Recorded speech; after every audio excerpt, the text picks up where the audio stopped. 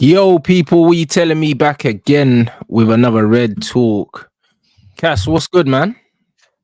Not much. All good though. How was the holiday? Looking tanned. Yeah, bro, it was good, bro. I can't even lie, bro. Just sun and gym. That was it, bro. Man, just been chilling. And yeah, back. Was it needed? Yeah, bro.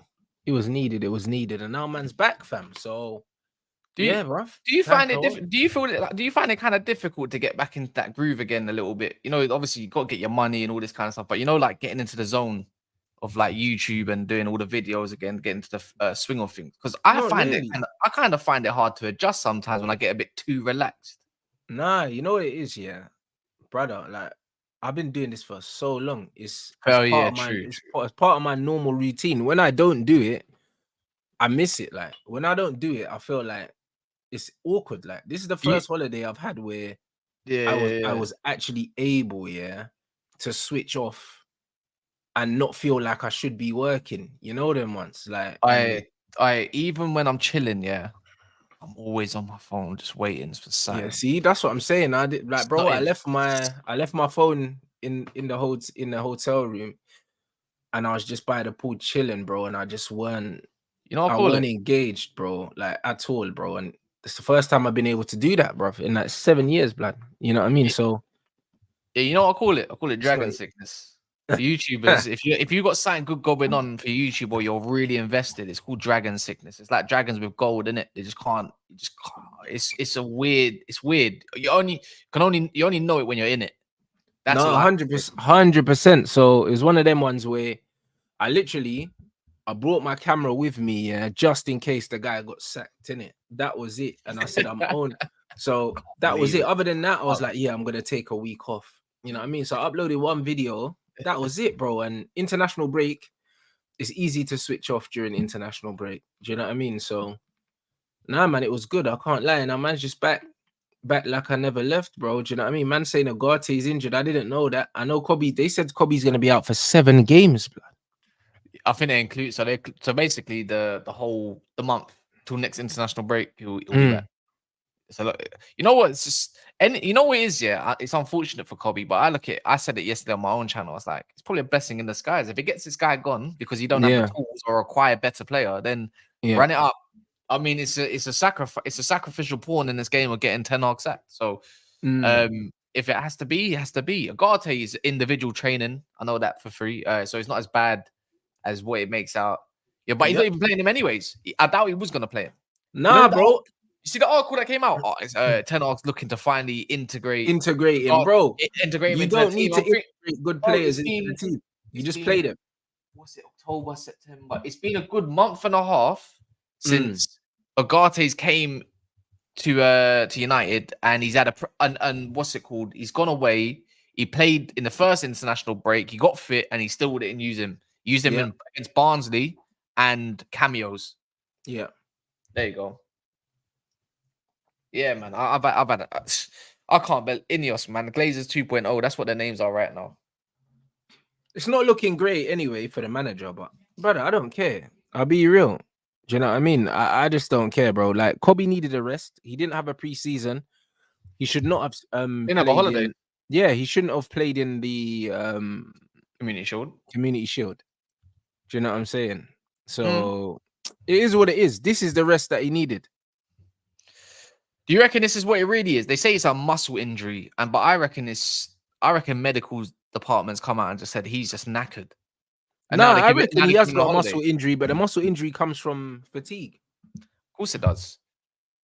But even then, like when you deep it, unless he's been training, which is more than likely, like he didn't get selected for England, so that's 2 weeks. He's another 6 weeks off to really recover the body, innit? Or 4 weeks, anyways. That's what it said, 4 weeks. Yeah, but you know what it is, yeah, with the stress, it's psychological, yeah, more than it's physical, I believe, innit? Because I've been saying it. Kobe don't look like he's enjoying his football right now. And he hasn't looked like he's been enjoying his football for ages. He's always kind of throwing his arms up in the air, moaning. Like you can tell that he's just frustrated, innit? And you know what? When you're happy, yeah, these niggles, you don't feel them, bro. You only feel them when, this is long. Like we're shit. We're getting beat every week. If you notice, yeah, every team, yeah, when they're on a good run and they're winning games, everyone's always fit, bro. Yeah, extra Always. motivation.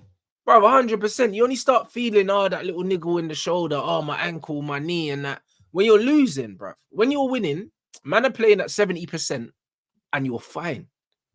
You're fine. It's only when you start losing and the morale's kind of low. This is when man needs some time out, and bro, he just needs a rest. I'll be real. He just needs a rest, bro, because he hasn't had a great start to the season. For multiple reasons. I think that he's been misprofiled by the fan base. I think he's been misprofiled by the manager. And I think that they expected way too much from him, yeah, too soon. When I said I didn't want him to go to the Euros because he needed to rest, people were saying, "Oh, what do you mean, Rants? This, that, and the other." When I said he shouldn't be starting for Man United week in, week out, and he shouldn't be our first choice, man are saying, "Oh, what do you mean? What do you mean?" Now you're seeing it, bro. Oh, and then the old excuse was, "Oh, when I was 18, you should be always out there. You should always." I'm like, yeah, that's great, but you don't play at an intense pace where your body's knackered and you're not even. You're still. The key word is teen. Teen. When you're a teenager, your body's not even fully developed yet. Not till about what 21, 22 for a man. Exactly. So if you're pushing mad intense on the body, then it's just gonna strain it further than what it needs to, and then it's gonna act all different. So because he doesn't know how to handle it. 100%. So now when I'm looking at the situation with Kobe, we shouldn't have been relying on him at the start of the season anyway. You signed Ugarte. Ugarte should have come straight into the team, and it should have been Ugarte, Casemiro, and Bruno. That should have been the midfield, or insert Ericsson wherever for someone else. Kobe Mino shouldn't have been starting for Man United this season. He's 19 years old. You shouldn't have, but you know what? At the end of the day, he wouldn't have changed any results either. Do you know what I mean? We're looking at midfield on the weekend now, tomorrow, of Ericsson. This is what we got. This is it. Ericsson, Bruno, Casemiro.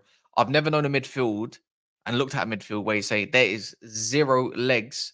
There's going to be zero pressing from any of those midfielders. The only one that's going to press is a headless chicken and Bruno Fernandes. He's got legs, but he's slow. He takes an age to get to somewhere. No joke. He's got tiny legs and he's slow. I hear all of that, bro. Like, even this pressing thing's overrated. If we had a manager that didn't press and just kept our shape, we'd be better for it. We're not a pressing team. Oh, like we did trying to in the make first us a season. pressing team. He's not a pressing team. Exactly. Yeah. We're not a pressing team. We don't have players to press, and we just shouldn't be pressing. We're gonna press with Rashford. Do you know what I mean? Rashford don't want to press. That's why he bought Money Mays to do the pressing. That's exactly why he bought him. He thought he could get these pressers and play a different way, but not realizing that the players that you're getting are overvalued or overpriced, and they're mid. Yeah. This is what I'm saying about that comment, man. Man said for Højlund, age don't matter, but for Kobe it does. Kobe didn't cost £72 million. Yeah, there's a factor in there slightly. You have to show something. You have to show the potential. But I'll stick to my guns. £72 million for a shit striker is a joke. I'm not trying to hear none of that, bro. Well, I think it's 60 plus 12 in it. The add-ons are not going to get. If he's millions a joke.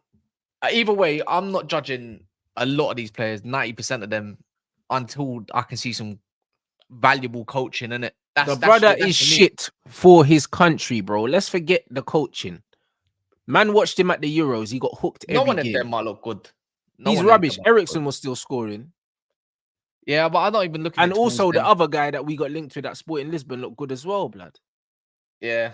I'm just looking at look, regardless of how good he is, dead food, bro. How good he is or not how good he is, if he's going to be better value off the bench or not for his price, he's definitely overpriced. We can all agree on that, right? But for him himself and for a lot of these other players, regardless, until I see confidence, until I see a style that we can recognize as fans, and then I will start giving a definitive call. Everything's working, but you're not. Get out. That's the way I look at it. Even if Højlund is only half decent and is second fiddle to Xerxes, and he comes off the bench and gets goals, I'm like, you know what? It is what it is.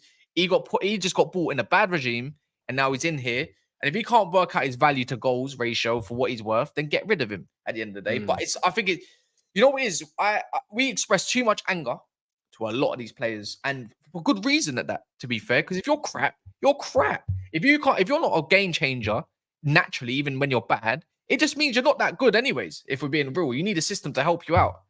But until I see a lot more, I don't really want to know about that stuff, man. Because you can tell me, I'm not joking. Ten Hag could have Caicedo. He could have Gravenberch, his Dutch maestro. He could have McAllister in midfield. He could have Salah and the best front three that you could think of in the league. That's balanced enough. And whatever defenders, we'd probably be about 10th still or 11th. I hear all of that, but that's got nothing to do with individual lack of pure basic football ability, bro. It's got nothing to do with that. Do you know what I'm saying? So I get what man's saying. Like, cool. Same with Ugarte. Ugarte's come in straight away. This guy can't play football. I can see that. So it doesn't really matter what system you put Ugarte in. There are ways of getting more out of him, but he's not a good footballer. And no one can convince me otherwise because he can't do basic footballer things, bro. Yeah, that Lukaku interview, he cooked, man. Did you watch it or did you listen? I've seen clips. So when he said him and Pogba, like, they're probably better being rivals rather than friends on the same team. And then he said when they left United, he could see Pogba's glow and could see him shining. And I was like, wow, that sounds like what I used to cuss Tottenham for when people players used to come out of Tottenham and go win things like Ndombele and whatnot. So and I'm thinking, is this what we are? Players have to leave to smile. Yeah, but United's a dumpster fire, bro. That's what I've been telling people. Even McTominay right now, man. Bro, the culture at Man United is trash. Do you know what I'm saying? The management at Man United is trash. And this is why when players leave, it's such a relief, blood. The club is rotten, fam. Whether people want to believe it or not. Do you know what I mean? They want to blame the players, but the funny thing is, most of these men thrive elsewhere. This is the reality. The players that they scapegoat. It was the same with Jesse Lingard, same with Andreas Pereira. I always said that there was a player in there. Maybe he's not Man United level, cool. But a lot of these men aren't Man United level. So, Andreas, there was always a player there. There was always a player with Jesse Lingard. And then we saw the Jesse Lingard at West Ham, We could have had that Jesse Lingard at Man United, but they mistreated him. Look at Memphis. Look at Sancho. Bro, too many man, got shagged by this club. And they always want to blame the individual. But really and truly, we always end up getting rid of the better footballers, bro. We always do. Look at Fred as well. Man, we're disrespecting Fred. Man, we're disrespecting Fred when he was at the club. But if Fred's in our team right now, in our squad right now, he's one of our best midfielders. Says a lot, innit? Yeah, there you go. And we just bought basically we just bought another Fred. So I don't understand. No, we bought a worse player than Fred. Boy, Fred could play a little bit. We spent 60 million for a guy that's worse than Fred and doesn't score goals. I'm trying to reserve judgment on him for now, man. I need to see a run. Like, I just need, you know what it is for me, I just need to see a run. I need to see 5-6 games. You use him how you need to use him, and he's like, cool, it is what it is, isn't it? Then I could look at it thinking, whatever. I could see that Ugarte is not the best footballer in the world already. That's not. Yep. That's easy. That's easy to suss out, innit? But again, man, day and age of football is all about systems, how you use a player, how it is. Limitations are in abundance now. You can play multiple roles, but they're limited. So until I see something like that, is what it is. 50 million. We'll see how it goes with Ugarte, but he's not even on the pitch. So the manager don't rate him. That's the way I look at it. The manager don't rate him. You know what it is? Actually, if I'm correct, correct me if I'm wrong. I'm pretty sure I saw the article along the lines of they had to convince Ten Hag to get Ugarte. Like, no, Ten Hag didn't want Ugarte, but he wanted Amrabat, bro. I think that was a panic. I think that was a panic from Ten Hag. I thought they just gave him a list. He said, yeah, that one would do. Nah, Ten Hag didn't want Ugarte. He wanted Amrabat and he wanted to keep Scott. That's what he wanted. What's the point of keeping Amrabat? He only started using him towards the end of the season. That's what I'm saying, bro. Ridiculous. That's what I'm saying. So forget all that. Do you know what I'm saying? Amrabat ain't mobile enough to play the kind of football that this manager wants to play. Amrabat in a team that's playing a structured mid-block is not the worst thing. But Amrabat in a team that wants to press, nah, you're better off getting Ugarte if you said you wanted to press. Ugarte suits more the profile. Amrabat's he's more of a dictator, like he did at Fiorentina. Yeah, He's bro, he's stiff, man. Do you know what I mean? He's built like a doorman, bruv. He built like a doorman, fam. He looks like security somewhere, bro. That's what he looks like. Volkarev's doorman and that. That's what he looks like. Do you know what I'm saying? So I don't really know. They were calling him Sofiane Tate. Yeah, bruv, listen. This is what I'm saying. The bro looks like a doorman, innit? So if we want to play, if we want to play this front foot, high intensity football that he said he wants to play, Amrabat was not the guy. This is my problem with Ten Hag. Ten Hag doesn't even know how to identify a player that would suit the system he wants to play. He actually hates the midfield. He bypasses it. That's the whole reason of his football. He actually doesn't rate midfielders. I think he feels like he can just do one simple job and that's it. Yeah, but bro, if you want to bypass the midfield, similar to like how Klopp would bypass the midfield at times, you still got to have guys, that can win the ball back quickly, bro. Like Klopp would rather have runners than technicians in his midfield, when they were in there pumping it, and that's fine. But Amrabat ain't a runner. Ugarte's a runner. Mount's a runner. But the problem is, these men are rubbish. Yeah, there's only so much quality you're going to get out of them. And this is what it is. And it's light when you deep it, like when in terms of putting your body about. The thing is with Hendo and Fabinho, it's like with both of them, they were strong. And Fabinho was not exactly, he was quite agile as well. Like his timing of tackles was good. Henderson's basically a Ugarte with strength, but a lot more heavier. Limited though.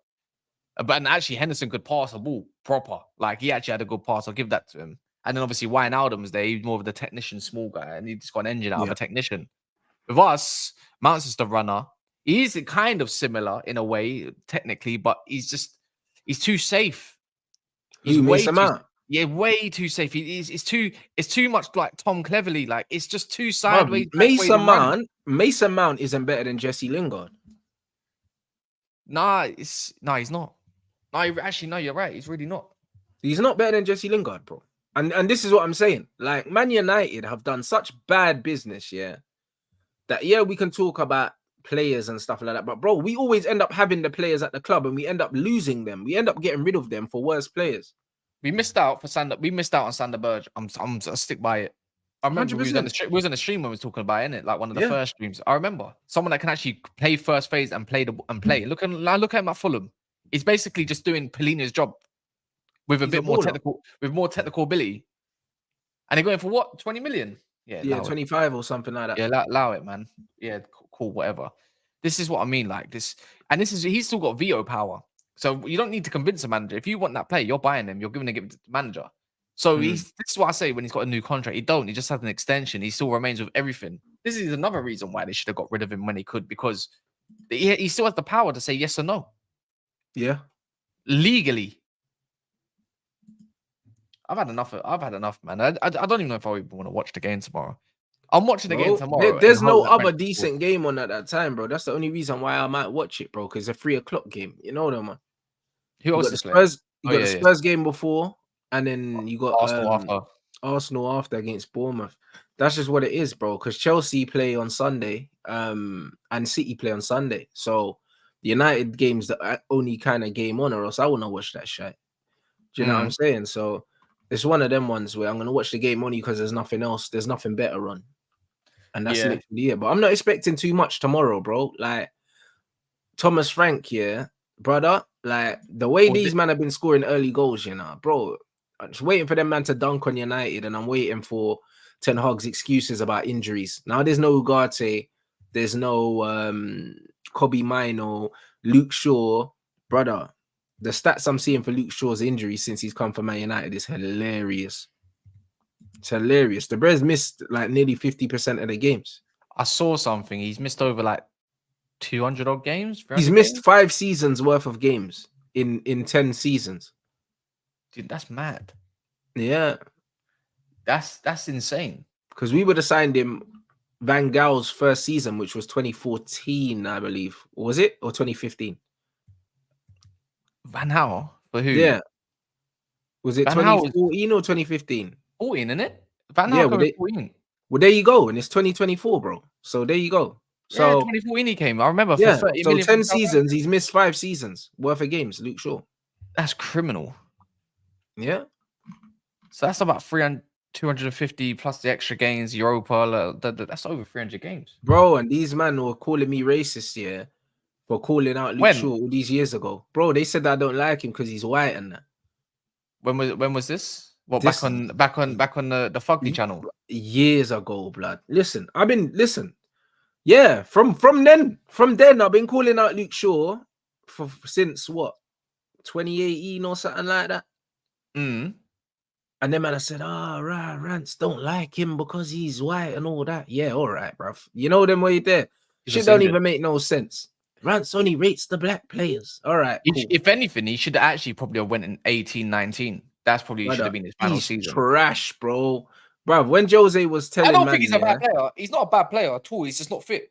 He's just not fit. And the thing is, I think he is a bad player, bro. The I thing think is, he's a bad player. For me, after that leg break, yeah, he lost his confidence because he kept getting injured. And remember, he used to be a sick flying wingback, bro. Like I remember his first game. I think it was against Arsenal, and it was a draw, and it was I think it was at the Emirates, and he was the shining one, 18 and whatnot. But he lost his confidence long ago. And I think this is what I keep saying about people. You're not gonna like what I say, but I say the same thing about Dalot, bro. Guy is such a confidence player. It drives me mad. I hate confidence. Yeah, but Dallow's got a lot of technical he's got a lot of technical ability. Back then, you know what it is for me, yeah. Back then, you could name bare fullbacks. Now, when it comes to right back, left backs, they're in abundance. They're not in abundance, and that's why I think we're gatekeeping, obviously, Dalot and wanting him to stay and whatnot. Like, so he's not the worst option. I wouldn't get rid of him or whatever. I just don't. I think I think he's improving with his mentality but I still somehow I just view him when he's having a bad game. His mentality is shot. It's shot.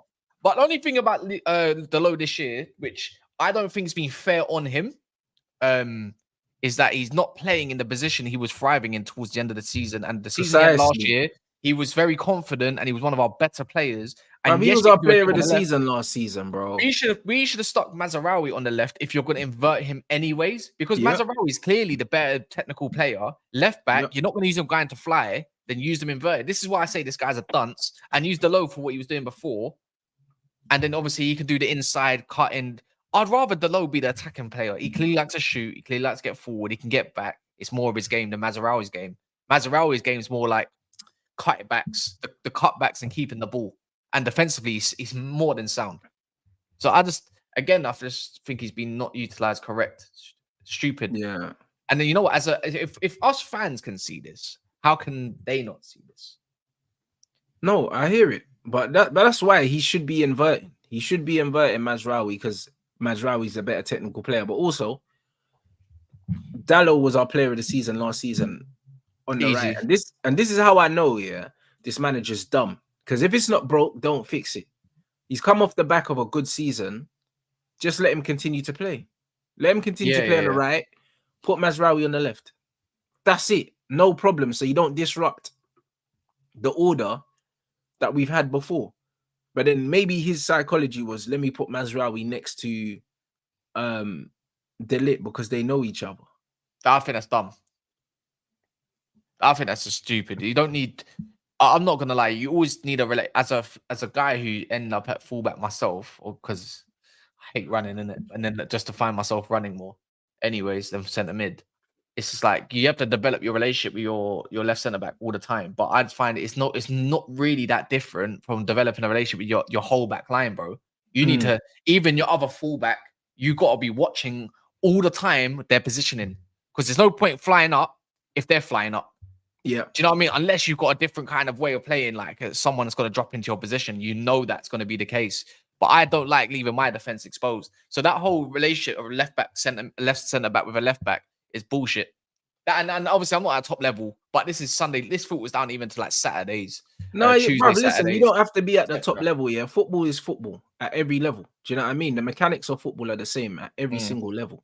Do you know what I'm saying? It's just that you have players that don't have the technical ability or the IQ, to execute. But football is football, bro. He likes the low inverted because the low's actually got a good long ball pass. That's what I believe Ten Hag thinks. Yeah, But from maybe. if you've got a fullback inverting, do you see Rico Lewis doing that? Rico Lewis is a bad boy. He just keeps the ball ticking and passes it forwards. You don't have him doing long ball. Yeah, but Rico Lewis he's a special player. I can't lie, bro. He can play. Technically serious, but He can play on both sides of the fence. Yeah, like it's in that. Another one, True Correa when he inverts. Do you see him doing long ball? Do you like No. players? None of them do it, but he wants the load to keep doing it because he wants to get up to the front line as quick as possible, and it don't work. Don't work. An inverted player's role is to keep cover for the central midfielder and keep the ball ticking whenever possible. Yeah, he's a fucking idiot. But this is all down to the manager's lack of style, lack of system, and also lack of talent ID. So this is why he becomes the biggest issue at the club. And the crazy thing is, yeah, Ineos seem to, when it comes to restructuring the club, they seem to have done everything that they're supposed to do, except the one thing that they need to do. And that's sack this manager. They've done everything else, even the Alex Ferguson stuff. Like, why should he get paid $2 million a year to do stuff that he would do for free anyway? They're just paying him $2 million a year to turn up. Fuck all that. So I understand why they got rid of that, because it's not needed, bro. I think the timing was wrong though, innit? And you know what it is? It's just there's always PR around any sort of club. I don't care about the timing, bro. Like, I think it's timing. What they should have done it in the summer instead. No, I just think they could have just done it a little bit differently. Or maybe, you know what it is? I think it all comes down to the articles as well, because they worded it wrong. And yeah, but Ineos didn't write the article. Yeah. Man United could do it whenever, but I just feel like when there's uncertainty around the manager already, and then all of a sudden, it's like we're already hating what United are doing at the moment. We can't stand it. We don't want to watch it. Most of us probably want to lose. Maybe most of us stalled or whatever. And then you just say, you know what we're going to do during this international break? The decision we're going to make is actually, we're going to end up sacking him from a role. You're the best manager to ever live. Yeah, for me. And do it now. I'm just thinking like, bruv, like, come on, man. You could have got rid of a manager, have a happy feeling around the club first, and then probably make it like announce it. Like, let's say Ten Hag got sacked, Thomas Frank comes in or whatever. We have a few runs of the game. Everyone's feeling good again. Then you make that decision, and then it's a bit more something. It's just like, this is why I say sometimes Ineos are like, are we actually run by idiots? Nah, but you know what? See where I disagree, yeah? I think it's the exact opposite. The reason why I like it is because it shows that they don't give a shit what the fans think, and they're going to do what they're going to do anyway, which gives me hope. Do you know what I mean? That when they execute Ten Hag, it's going to be a bloody affair. You know them ones. It gives me hope, because they're not looking at the temperature outside and saying, oh, you know what, maybe we shouldn't announce this now because people are upset. That's what it looks like. That's why when people were turning around and saying, oh, they only kept the manager because of the FA Cup. No, they didn't. They only kept the manager because the person they wanted, they couldn't get. That's why they kept him. It had nothing to do with the fan pressure. And also on top of that, someone said that the dressing room thing having a detrimental effect on the players. I don't agree with that. He's just another human being, bro. Like, for me, like obviously they said Sir Alex Ferguson's not allowed in the dressing room and all that. I was just thinking, the guy's 82, bro. A lot of these players didn't play. None of them played under him. It doesn't matter, but his presence there, yeah. What? So that affects us on the pitch, brother. It could have only been the manager Ten Hag that requested that. So man can get angry at Ten Hag then. Yeah, I just don't. For me, anyways, for a dressing room, just for another guy like only Ten Hag, bro. Even if you're in a Saturday league, your club's been running for ages. You have legends in and around the club that's played for the club. But no, even if they're in and around, they're not. I'm not saying in it, but for me, they're not on the board. They don't have that. They don't have the influence. I don't understand how that changes how you play on the pitch. How does that affect the players playing on the pitch? That's maybe it doesn't affect the players directly, but it affects. I'm going to be honest. It does affect people, bloody. If it affects, get rid of him then. The manager, get rid of him. It affects the manager there, bro. Like when Zlatan was there, Zlatan said these man need to move forward. The man are always talking about Alex Ferguson. Man don't care about Alex Ferguson, bro. He ain't been here for 10 years. He's not the manager no more, bro. Man United need to move on from the Ferguson thing. When Ronaldo was at the club and he weren't playing, Ferguson giving interviews saying Ronaldo should be playing. We don't need that. True. We don't need that. Do you know what I'm saying? So, like, cheerio, mate. Do you know what I'm saying? The way I see it is, he's been given the respect for all the stuff that he's done. You know what I mean? He got a road named after him, stand named after him, statue and that. What more do you want, mate? Do you know what I'm saying? Like, I've got no sentiment whatsoever towards a manager that's not working no more, bro. I just want to win football matches now. No, That's what I want to do. But and I want what's best for the football club. And for me, for what Sir Alex Ferguson did and everything, I don't care. Give him whatever he wants. I don't really give a crap. No, but don't give him everything he wants. Name another club, in world football that's as successful or more successful than us that's doing what we're doing. Di Stefano was around the club, around Real Madrid, and they let him do whatever he wants. Gave him what he wants. Didn't affect them. So that's one name.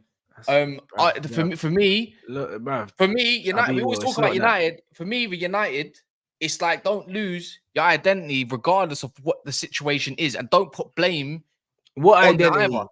Well, obviously, our identity is through Sir Alex Ferguson. How we used to play direct football. There's a lot of culture that is still installed in the club, but we're using that as blame to shift the blame onto why we not be performing on the pitch. And one of those reasons, but he wasn't the first manager of Manchester United, bro. No, he wasn't. And it was obviously Sir Matt Busby is the first real known one for global fans and whatnot. And then Sir Alex Ferguson obviously repaired everything that was going on, because obviously in the 70s we had a tough time, a very tough time.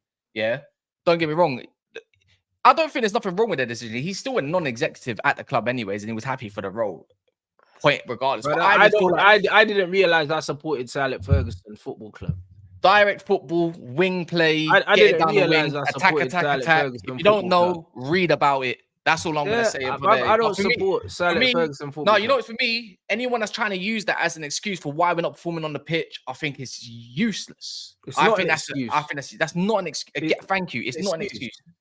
Culture, winning culture, and what we're going to point blame at because my man's got in the dressing room having a little smile. Bro. Man United fans are way too emotional when it comes to Sir Alex Ferguson, bro. He's not your dad, like, you know them, man. You just crap. You know what? Nah, bro. Crap. Man United fans are too emotional when it comes to Sir Alex Ferguson, bro. Way too emotional, bro. And they need to get over it, mate. Do you know what I'm saying? Like, this is just what it is, bro. Like, do you know what I mean? The guy's not Jesus. He's not God, bro. But it's just the way he's just a man, bro. That had his time, and now we need to move on. But I still think Ineos and the rest of them can still move on and still stamp their own way in authority of the modern game and run things how they want without making it like without all these stupid decisions. No. Look. In my opinion, look at it this way, yeah. The reason why Manchester United are in a situation right now where FFP is as tight as it is because Sir Alex Ferguson and the Glazers, have been doing this jobs for the boys shit, bro. Do you know what I mean? Because all these ex-Man United players coming back to Man United and getting jobs, what you think Sir Alex Ferguson had nothing to do with it? Do you think he had nothing to do with the fact that Darren Fletcher's here, ain't got no real job role, and he's just picking up a wage? What you think Fergie ain't got nothing to do with that? Well, you don't think that? No, we do know. Well, you don't think that Sir Alex Ferguson ain't got nothing to do? There's no evidence to really support. Do you think that Sir Alex Ferguson, bruv, Johnny Evans is back? Johnny Evans' wife works there. Mickey Phelan coming back and all these things. You don't think Sir Alex Ferguson had nothing to do with that?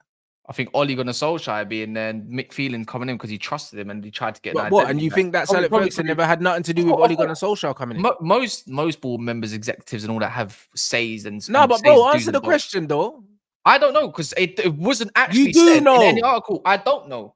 You do know. I don't know. I can only give my opinion. When Cristiano Ronaldo came back, my man said that he spoke to Sir Alex Ferguson, bro. What, you think Sir Alex Ferguson never had nothing to do with They got a good relationship. Of course. Well then, bro, the guy's still influencing. By the end of the day, he's not the manager no more, bro. Yeah, but who sanctioned it? At the end of the day, who sanctioned that? Ed Woodward sanctioned that. And the Glazers, who he's been in cahoots with this whole time. What are we talking about? I know. But the thing is, I'm not going to say, he's still influencing the club. Darren Fletcher's back because of my man. He's still influencing the club. Of course he is. There's influence in every club. Brother, they get rid of it. However, they need to get rid of it. Are you trying to pretend like you don't understand what I'm saying? I am understanding what you're saying, but at the same time, it still comes to decisions. At the end of the day, keeping Ten Hag was probably Ferguson's influence. Saying no, we should wait. No, that's on Ineos. Man never said nothing about that. Ineos. It don't matter what's going on right now. Window. I'm talking about brother, I'm talking about everything that happened before that. I'm talking about since Alex Ferguson left, yeah. Oh yeah, He's got mad influence. He's the only manager that I know of, yeah, that has retired out of the blue from a club and still managed to stay on the payroll and get paid every single year, even though he's not the manager. No, he's the only one. And then on top of that, he's the only one that still had influence on the next manager to come in, which he never should have had in the first place. And then Yeah, influence on different managers coming in. Ole Gunnar Solskjaer only got the job because of him. I don't care what no one says. Mick Phelan's come back. Again, I think that's because Mick of Phelan's legends. come back. No, bro. Solskjaer never had no CV, blood. He weren't getting the Man United job if Alex Ferguson wasn't involved. Impossible, bro. Do you know what I'm saying? And then Mickey Phelan coming back, flipping. There's talks of, man was saying Rennie Mullerstein said he will come back. All these other guys, bro. Do you know what I mean? Phil Jones still at the club, flipping Darren Fletcher, Johnny Evans, all these things. Don't think, yeah, that this Man United family shit, yeah, he ain't involved in some fucking way, shape, or form. He is. He's one of the the directors, bro. Don't tell me all of this getting the boys back together ain't got nothing to do with him. Our fucking Tom Heaton's in goal still. Whatever happened before, that's a collective. It's not just on man. Yes, man has it doesn't matter, but bro, of course there's influence. It does matter because Ferguson there or not, he ain't got more influence than Ferguson. Pretending he ain't got the influence that you want. No, I know he's got influence, but I'm just trying to say this. Regardless if Ferguson was probably there at the time if Glazers still owning us or not, we would have still made bad decisions. And guess what? We'll be making a different excuse for what this is the case. Yeah, of course, he's got influence. Of course he does. That's how it works at businesses. Someone's got some sort of influence, and his influence has been bad decisions. Getting rid of him now or whatever in certain capacity. To be fair, I think his influence went as soon as Ratcliffe came in, anyways. Right. So I'm going to lead it back to today. Sir Alexis Ferguson, we could talk about before. Before, it's probably a collective of crap, period, yeah? So Ferguson, Glazers, Woodward, Arnold's, Murtaugh's, he's been there for time anyways, bankers and all this crap. Today, if we lead it back to today, getting rid of him, I don't think he has an influence anymore when my man came in. They clearly made it their job to do what they want to do, making decisions they want to make, revamping what they want to revamp. Keeping Ten Hag's not a Sir Alex Ferguson influence. Yeah, but you're talking about something that's happened within the last 12 months. I'm talking about stuff that's happened within the last 12 years, my bro. 12 years was going to be 12 years period with Glazers Ferguson there or not. We would have still made he's not the manager, so why has he had so much influence? Let me ask you. Why has he had so much influence off the fucking pitch, bro? That's why the man have to get rid of him. I completely agree with it, and I've said it, yeah, that his influence, yeah, is what's holding us back, bro. It's holding us back, bro. In everything. We need to get away. So why is he a non-executive member still then? He's still going to be in and around the club. Because again, yeah, he's managed, when he's coming, he's managed, yeah, to set himself up that way, which is great for him.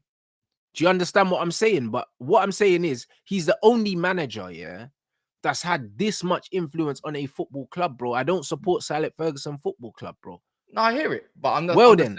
So I've got no emotional attachment to Sir Alex Ferguson, bro.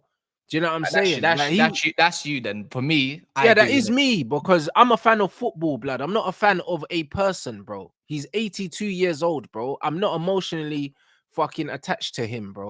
All this come about was from me saying that I think the timing's all wrong. That's all I'm saying, innit? Whether you want to look at it positive or negative, bro, the timing ain't wrong, bro. It's wrong. Timing ain't wrong. The timing is the timing, bro. They don't owe no one to do it.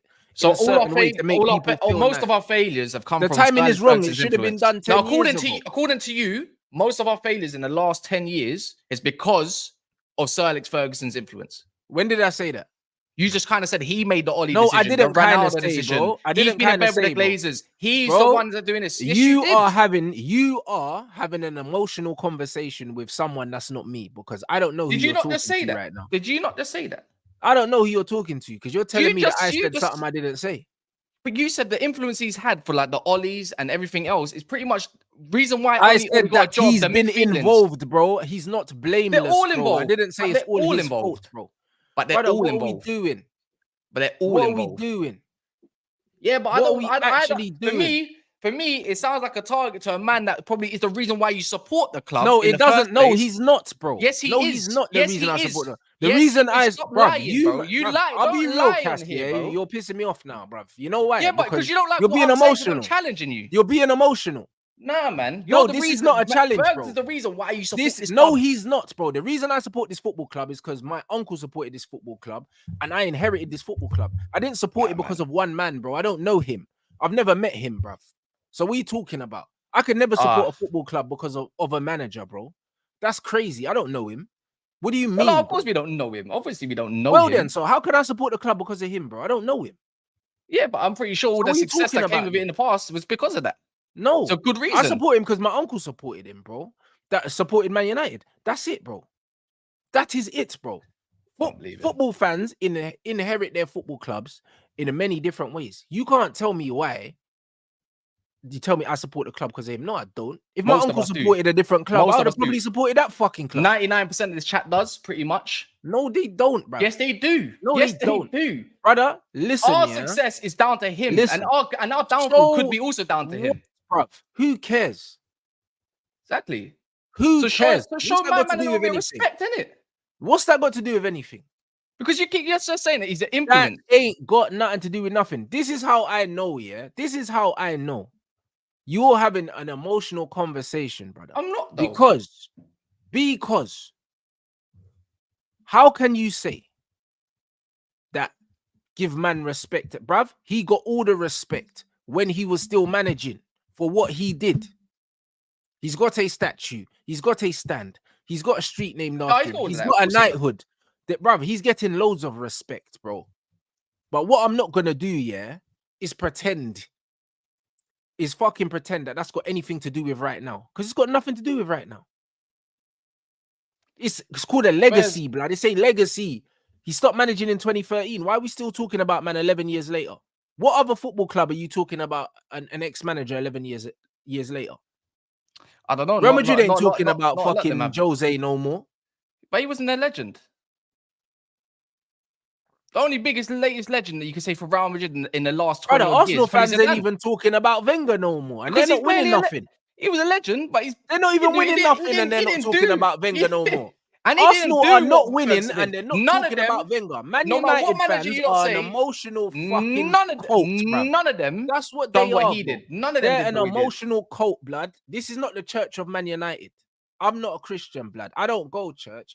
Man United, bruv, the theater of dreams is not a church, blood. I didn't sign up for this religion, bro. I'm sorry.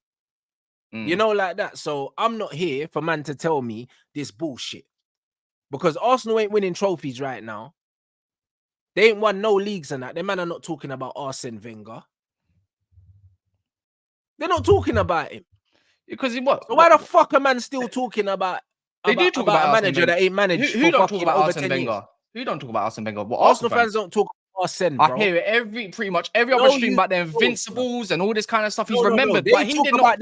They might talk about a period in their life, the Invincibles, cool. Just like Man United fans talk about the trebles. No matter what you say, these men ain't talking about Wenger, bro. No matter what you say, emotionally attached to a man, yeah.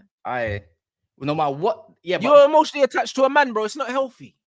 Like most fans are attached to football players. Like it makes a difference. Like it makes a difference. Like it makes a difference. No, I've got loads of football players that I like. I'm not emotionally attached to them, bro. Eric Cantona was my favorite player growing up. He said some bullshit the other day, yeah, and I was like, yo, Cantona's chatting shit, bro. And that's my legend. I don't give a shit.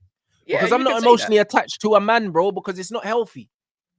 Nah, but for me, it's like no matter what manager you pretty much can say to me, none of them did what Fergie did. It's simple as that. Past tense, bro. Are we gonna live in the past forever?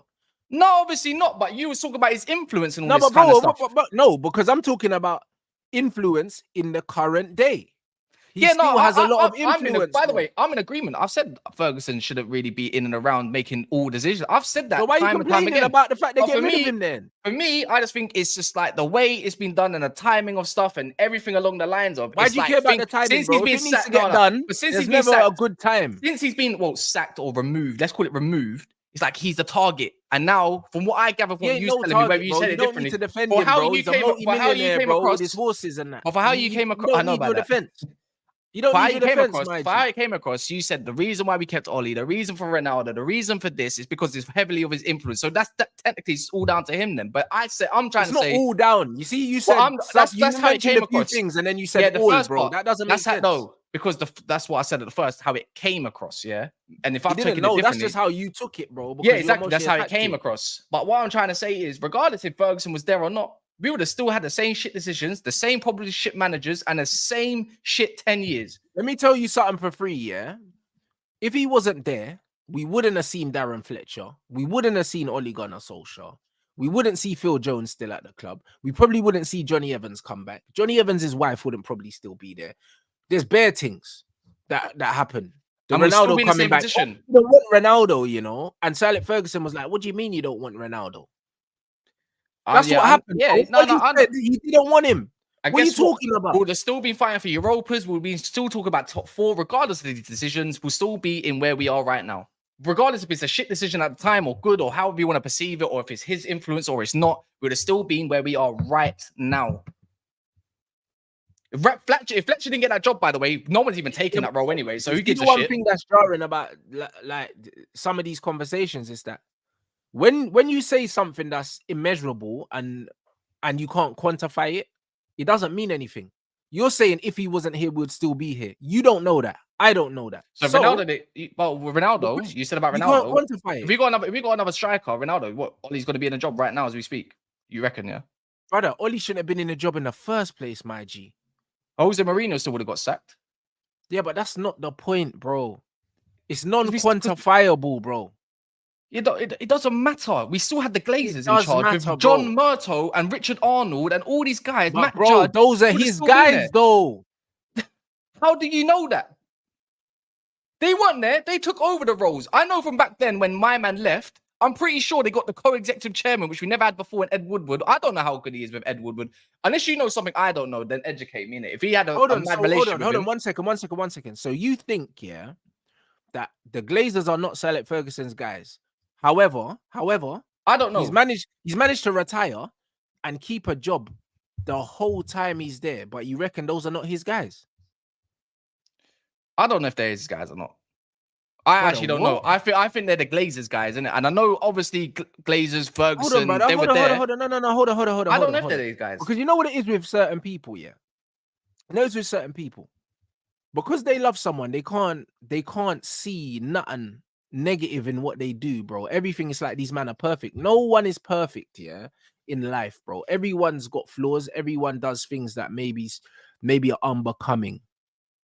If you honestly think that Fergie didn't like the Glazers, yeah, and he left, but he still worked with them every day of his life, yeah, until this current day, then I don't know what you're thinking. Because if he wasn't cool with them, he could have retired and left, bruv. He didn't need the money. He's got his horses.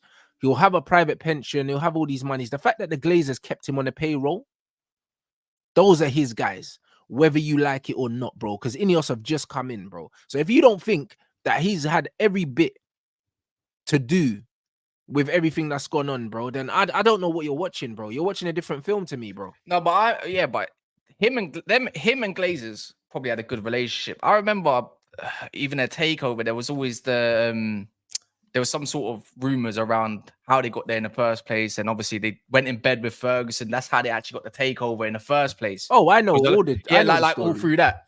But what I'm just trying to say is, after Glazers, I feel like after Fergie retired, yeah, don't get me wrong, I'm in agreement. They're probably friends in it, like of some capacity. They looked after him. In the end, he probably didn't see the longer version. He probably didn't think this is going to go as left as he thought. But after he left, they had full control of whatever decision they wanted to make. Because remember, the Glazers are the Glazers. They probably don't give a shit, but they'll keep man there, keep your pension, do whatever you want. But we make the decisions. You can't do whatever you want anymore. And then obviously the Ed Wood was running the job. All of a sudden, a banker. And then all the other roles that started coming in and out, people leaving, people coming in through the Glazers decisions. What's his name? Avram Glazer. He's the one that died as well. Couldn't care less about him anyways. But the brothers, basically. I don't know if Alex Ferguson and Ed Woodward, John Merton were boys. That's all I'm trying to say. I know Glazers and Fergie are definitely boys. But I don't know if they the other lot had a relationship or they just kept him in his lane and say, that's your lane. You've got certain things that you can do and you can't do. Simple as that. That's the way I looked at it, perceived it. But I don't know if they're actual boys. But obviously, it'd be a little bit naive to say they didn't have some sort of relationship if you're a board member. Obviously, I don't know. It's a working relationship, personal relationship. I don't know. Brother, it doesn't matter what kind of relationship it is. It's a relationship. Do you get what I'm saying? Like, if you have the ability to maneuver certain things and bring people in and keep people in there, the relationship's all right. It's not too bad. Do you know what I'm saying? So it's one of them ones where, bro, what I can't stand about emotional United fans that are tied to is that can't separate the man from the legacy. It's not a good look. I can't lie. You have to separate the legacy from the man, and you have to separate what he's done from what he's doing, bro. People can't do that, bro. It's a slippery fucking slope, bro. Like, this guy, like, he's not God. And this is how the Man United fans talk about man like he's God, bro. Like, man can't be questioned, doesn't make no mistakes. Every decision he makes is right. That's what man does. That's what man do. That's how it comes across. No, that's not how it comes across. That's how it is. No, but that's your assumption. No, it's not my bro. I'm not assuming, bro. Yeah, but that is I'm an not assumption. assuming anything. I don't need to make assumptions, bro. I listen to what people say, yeah, and I let them man hang themselves, bro. They talk about this guy like he's God, bro. Nah, but that's what they can take him out. They want to take him. Not me personally, innit? I'm religious, anyways, as it is. But for me, he gave me fondly great memories. Of course. What? But what's that got to do with? What's that got to do with the now, though? That's what I'm saying. For the now, though, getting rid of him, for me, while there's too much negativity surrounding the club as it is, I just think it for me. Yeah, but why does the timing matter? Why does the timing matter? Because yes, maybe they did it now. So when leaks come out, they don't matter then, because the timing don't matter when the leaks come out. They just come out regardless. I just think it can be handled. Everything can be handled for me, Rants. Yeah, but bro, you don't know the reasoning, bro. They might have a deadline of when they had to get the books in order, and that was just another thing to tick off, bro. So it had to be done. You don't know that, bro. Oh yeah, what if you mean if they calculate they need to save a certain amount of money until the where is it the books? Well, of course, because they're doing it to balance the books. Yeah, but they could have got rid of it. They could have kept it hush if they wanted to. They kept most things hush at the moment that we can't get information. Yeah, but they didn't announce it though, bro. They didn't announce it. We don't know who leaked it. The Athletic, Adam Crafton came out with it first, by the way. You're telling me these man under my man's what's his name, David Ornstein? You think they wouldn't have leaked it without their permission? Brother, do I fucking know, blood? Do you know what I mean? The point. What do you mean? Yeah, what do you mean you don't know? You've been making assumptions on everything else. So why don't you know now? It's not a fucking assumption. The point is, it needed to be done. It doesn't matter when it does it. Who cares about the timing, bro? You and your feelings about timing, bro. There's never a fucking good time, bro. Do you know what I mean? If you're ending a fucking relationship, there's never a right time to tell a girl, oh, you know what, it's over. there's never gonna be a fucking good time. So what are we talking about? There was never going to be a good time to tell the Man United fans, yeah, that, oh, you know what, we're cancelling Sir Alex Ferguson's deal, bro. It could have been after we won the fucking Premier League. People would have still been fucking crying because they're emotional. Yeah, maybe. Yeah, so no, it's not maybe. Because you've just gone through all the shit that he's done for you and shit and how much he means to you, bro. So, a man that you've never fucking met, bro. So it doesn't matter. Just because someone wants to have a bit of an emotional response to some that gave you an emotional attachment to a club, doesn't mean you can go and belittle them because they're having an emotional rant because you want to come across more logical. Do you know what I'm saying? Bro. So the way you're doing, you're putting down and you're policing the emotions in that. You're policing There's no room for emotion in policing of how someone should be emotionally taken and how they want to talk and be perceived. Brother, and that's the truth in it. There is no room for emotion and sentiment in business. Business is 1 + 1 = 2, bro. And if you don't understand that, then bro, there's certain realms that man have to stay away from. And what I call it is show some decorum and some class. Even if it is ruthless. There's no classy way to tell man that Sir Alex Ferguson's getting his contract removed. Well, either way, anyways, look. Now, what do you do? Build him a statue? He's already got one. Oh, no, I know that. Yeah, what do you do? Name the stand after him. He's already got a stand named after him. What do you do? Name the road after him. Already got that. What do you do? Give him a knighthood. Already got that. What more does man need? No, I'm not saying he needs anything else. The guy's got enough money to last him until the day he until obviously he leaves the earth. And what more? But I'm just saying, innit? No, but all of my argument is with Ineos right now. Timing could be better. Business, and when it comes to stuff as well, is always about timing, is it not? So that's why I say along the lines with Ten Hag and uncertainties, I just reckon they didn't need to leak it out for now. That's all I'm saying, innit? At least wait for better times. Because you know what it is, Rants? You know, you already know, innit? We all get labeled a certain way, innit? Negative fans and all this crap, yada yada. We just want to win. At the end of the day, we just want to win on the pitch. All that bullshit that comes behind us, top reds, yada yada yada. For me, it just makes the club work. For me, it looks worse. And you know what? It can't probably mean more bottom than this. And it's just, and now it already is. That's all I'm saying. At least wait. That's all I'm asking for. At least wait. But can't even do that. And they want to put their own authority on. Let's see then, innit, if it's the right. Like, let's see. He's not going to change anything on the pitch anyways for me, regardless. Dressing room or not, we can make our own assumptions or whatever. We just want to move on and win, innit? At the end of the day, that's it. Nothing more, nothing less. I think we got a better chance of doing that when we take emotion out of it and just do what we're supposed to fucking do, mate. Win on the pitch. Making the right decisions off the pitch and not bringing your mates in. All right, now these man, fuck knows, man. They can't even get. And this is what they can't even get the manager. They can't even get the manager out. No, bruv, listen, it will happen eventually. There's no two ways about it. But the fact is, all these conversations, yeah, all of these moves need to be made, need to be logical. Yeah. That's it. That is it. Yeah. None of these emotional decisions, bro, because you know what it is? As much as I can't stand the fact that this manager's right here, yeah. Imagine these men were as emotional as some of these football fans and just went and sacked the manager, yeah, and then without no replacement. And then we just continue to go in free fall. So then we continue to lose, yeah, and then on top of that, yeah, they've still got to pay man's money out. That's what happens when you react emotionally. We don't know what these men have planned. So yeah, cool, we can cuss them and say, yeah, they should have had a contingency. They should have been. The thing that I'm most pissed off about Ineos at the moment is the lack of forward planning, the lack of foresight. Even if you're keeping this manager, yeah, short term, you should already have a contingency plan in place. They clearly didn't expect us to start as badly as we started, but you should have had a short list anyway, regardless. Do you reckon the man on that short list right now is the one that's in the type? I think so. I think he's you're the one that convinced me on Thomas Frank, by the way. I like him. You did convince me because I was actually mad against him at first until I was like, you know what, you deep it, you break it down a little bit, especially when the teams just come up from the championship and they're in and around. What I think a lot of people will judge him because they're like 10th, but they don't realize budgets. They don't realize how they have to play a certain way, lose a certain player like Tony, but all of a sudden look better, you know, and it looks structured. You know, so it goes to show he's got a variety of different ways of playing and whatnot. So I think Thomas is the way he handles the media. I like the way he adapts his systems for his opponents. I like sometimes he can play a back three, sometimes he can play a 4. He's shown versatility. He's shown a consistent ability to beat the top sides as well with Brentford. Be a coach and just be a coach. Yeah. You can't overlook that.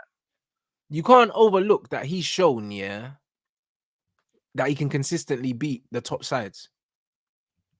Yeah, I'm. You know what is what I like about this, and this is where he gets respect from me as well, and actually probably gets respect from rivals, especially Daps. To be fair, is no matter how the team is perceived in quality. Like someone said in the chat just now, how can we be shopping for Brentford managers? How can Chelsea be shopping for Leicester managers? And look where they are.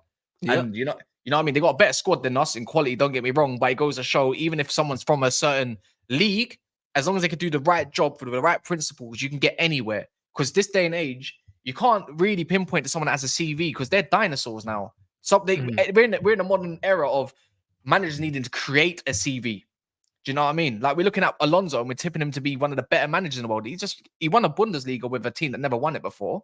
Yeah. But he's been perceived as the best already. He's come out of nowhere, out the woodworks. So with Thomas Frank, for me, with Thomas Frank, that's why I say for some of us that for some of you that don't agree with him, have a really look into it. Like losing Tony, he's still scoring goals. He's changed up from being reserved into more what's the word exactly? Less pragmatic, more I can't think of the word for some reason. It just escapes my mind. A little bit more open, a little bit more attacking and whatnot. So if you look at it from that perspective and look how he is as a manager, the way he conducts himself in interviews, yes, he's a little bit salty, but he's very animated and he shows that he cares. He looks like he can talk with players, right? So for me, this is why I feel like we should give him a chance, because I don't think no one can tell me on here a manager that comes in and can do a job better 100% with 100% look on their face. Because if I get told Amarim, there's no guarantees with this guy, by the way. One, he might not know, like Ten Hag did when he came out of the Ajax league. No. Even with Ten Hag, when he came, he found the league a lot more difficult, and the types of players he was scouting, he knew that he needed to play a different type of way, which is why we're playing like this crap. Thomas Frank knows what kind of players he needs in this league. When he comes from the Portuguese league, there's no guarantee Amarim, who's obviously one with Sporting, considering the team that they were and that they are now. He might look at a player a little bit differently and have a different idea of identity of players that he wants. That might not work. Like Hillman looks good in that league, but who's this Hillman who comes into United and looks good? Yeah. So Frank, I think he knows what players are going to be good in this league already. And we'll see. I think anything's a gamble. I think he's tactically really good. And I think he's definitely someone, if he went somewhere else, he'll thrive. He won't stay but beyond the season, Frank gets a bigger job, regardless if it's United or not. Yeah, but also he's shown, consistently to be able to reinvent a team, and improve a team, bro. Because he's been there for many years. That's one thing he's got over the likes of Alonso's and the Marescas and that. He's actually got longevity in it.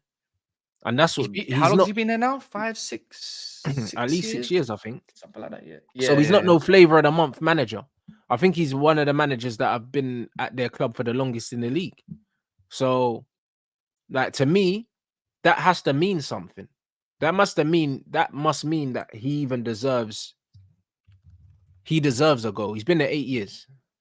8 years. So he's one of the longest serving managers in the league. And also just to add on top of that, I know we all view ourselves as a big club now, but we got to realize where we're at as well. Like, we're not, unfortunately, I don't want to admit, we're not Liverpool, we're not Man City, we're not Arsenal for what they built. We are in the top 6 run. We are pretty much the worst out of the top 6, whether you like it or not, bar Tottenham, give or take, right? That's where we are. So the manager, and we've been there for a while, so we can't go and get Zidane. He's rejected us. Alonso, it came out yesterday. Apparently, it might not be right. Rejected us. Yeah. The Stuttgart manager is happy where he is, but I think that was recycled. I don't believe it. That guy called Hoeneß apparently allegedly rejected us.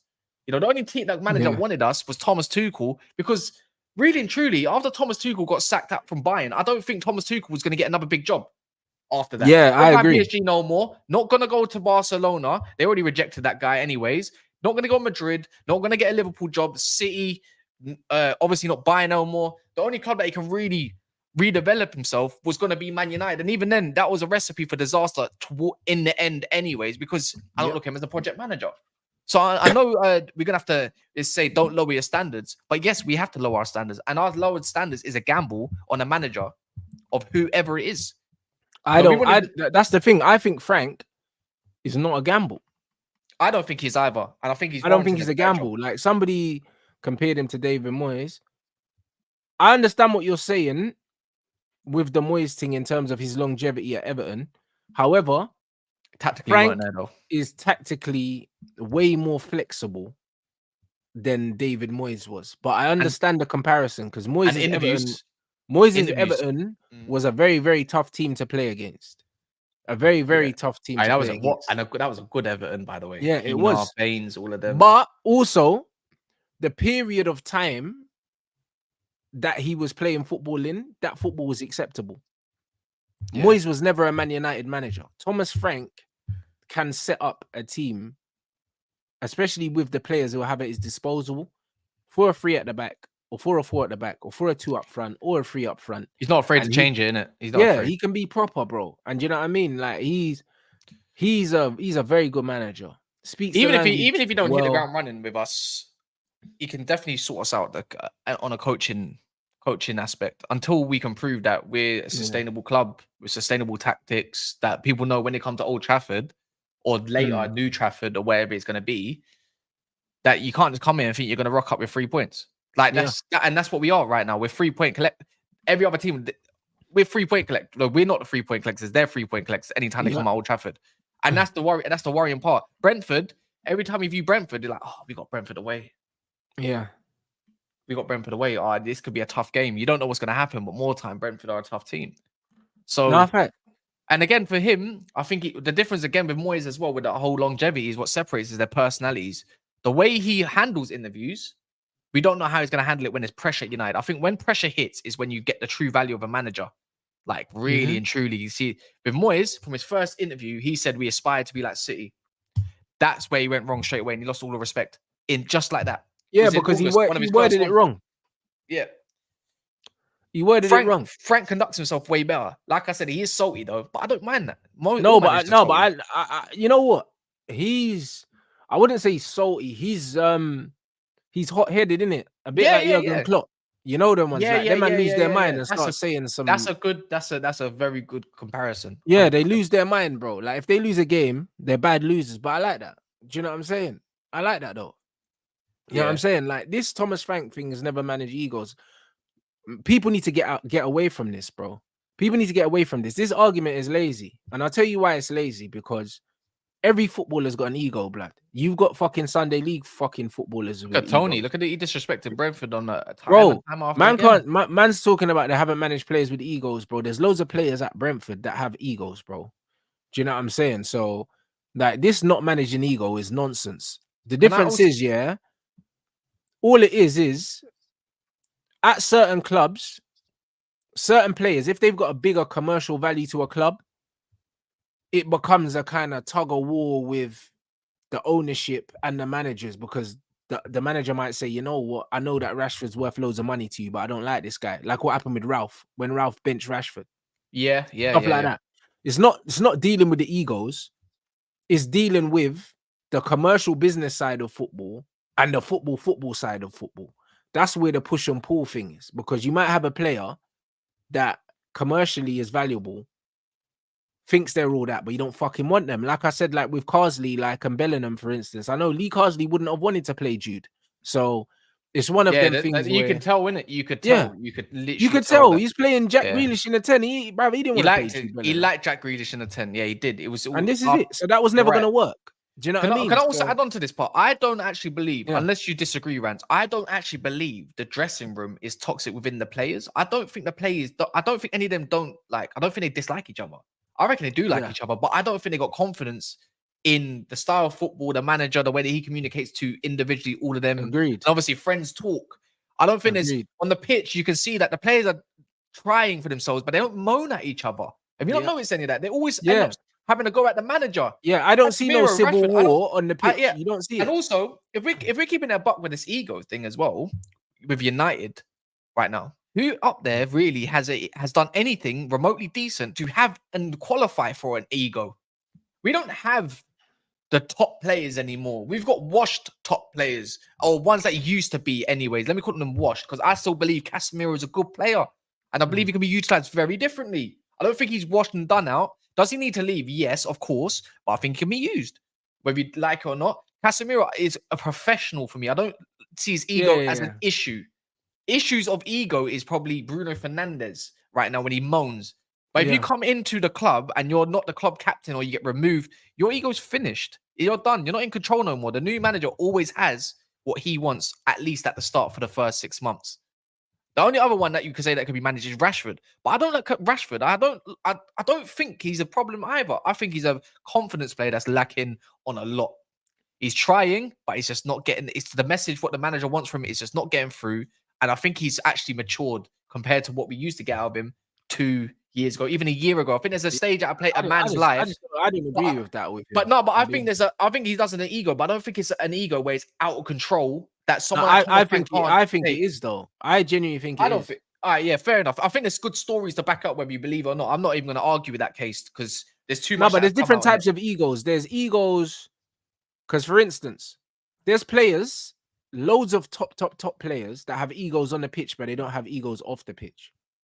Okay, yeah. Do you get what I mean? Yeah, so like someone like Zidane, is proper humble, but he's mad. He's got a big ego on the pitch. It's got an aura as well, bro. Yeah, because you need the ego, the arrogance to walk on the pitch with your chest puffed out. but off the pitch they're down to earth. Cantona was like that. There's loads of players like that. Do you know what I'm saying? Yeah, yeah. But You know what? That's a really good way to separate that as and that's well. the thing. Like he's got an ego off the pitch and on the pitch. And the ego off the pitch comes from being surrounded by yes men and no one wants to tell you that you're not playing well.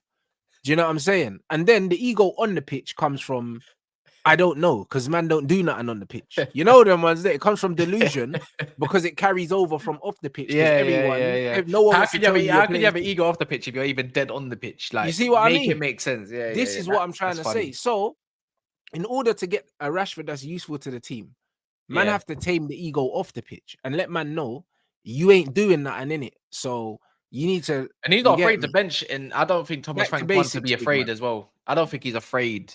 Well, his persona of personality that comes across to me is not afraid to say like enough is enough. Same thing with Tony. I think he done the same thing.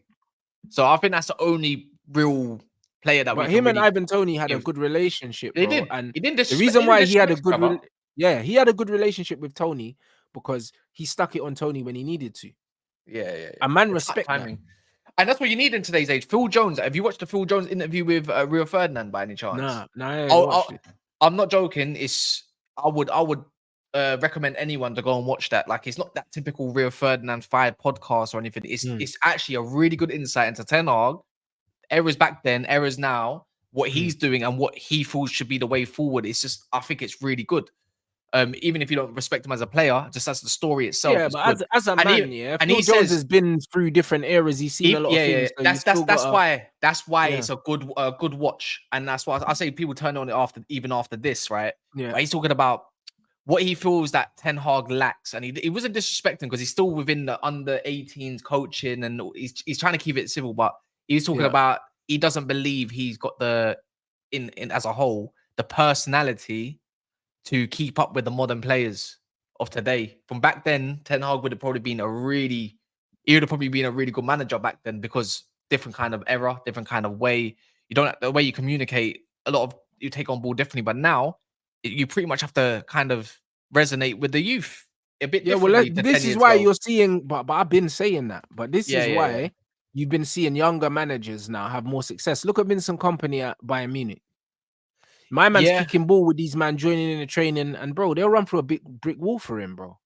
Yeah, exactly. So do you know what I'm saying? And this is what it is. Same with Enzo Maresca. If you look at Maresca's relationship here with Sancho, and the other players, it's different, bro. Like even the way he talks about Mudryk, like he talks about Mudryk like he's his son, bro. You know, like that, because he's just like, bro, he has a relationship with these guys that he can publicly talk about these man, and no one's getting upset because it should have been more of a thing when, you know, when agents, players used to come up about agents, Pogba, Areola, and all that. They used to say that's like a father figure, basically, and whatnot. It should have been clocked from then, really, what the type of manager should be like going forward. The man management side of today is super important. Maybe it's even more worthy than the tactics itself.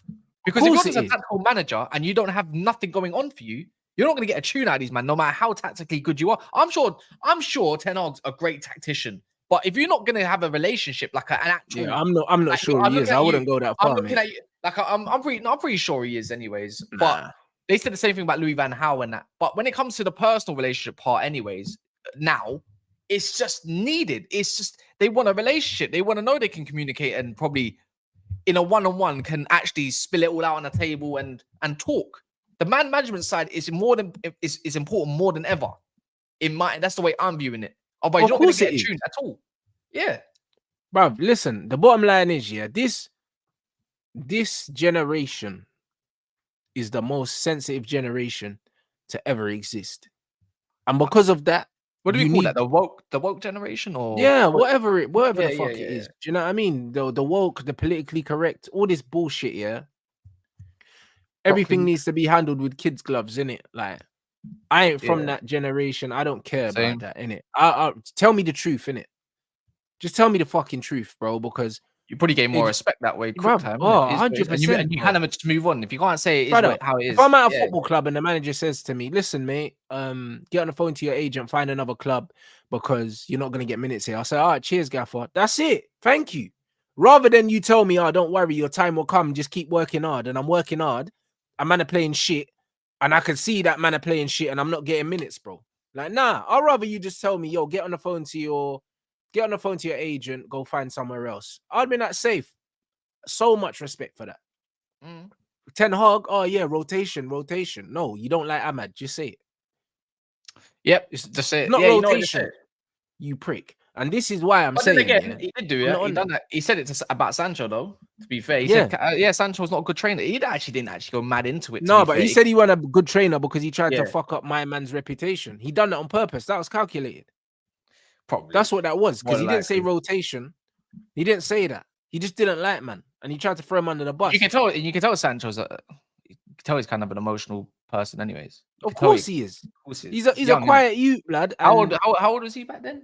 2 years ago now, isn't it? 2 He'd years been ago now. Was 22, it? It wasn't last year. It was 2 years ago, right? Or was it last year? Yeah, he'd been 22. Yeah. This time last year. It was this time last year, wasn't it? Yeah, of course it is. Is it? Look how young 22 is. A lot of people might think if you're 22 right now, I'm a grown man and that. Like, trust me, 6 years you'll see differently. Yeah, In my 100%. opinion. But this is what it is. But the thing is, yeah, you could tell that he's a sensitive character anyway. But at the end of the day, as a manager, you're supposed to see that, understand that, because Benny understood it. Especially in pre-season when he's looking like the best and sharpest player, just to not even play him in that role. What's the point of pre-season then? Yeah, but this is the point, because he didn't like him, bro. This is what I'm saying.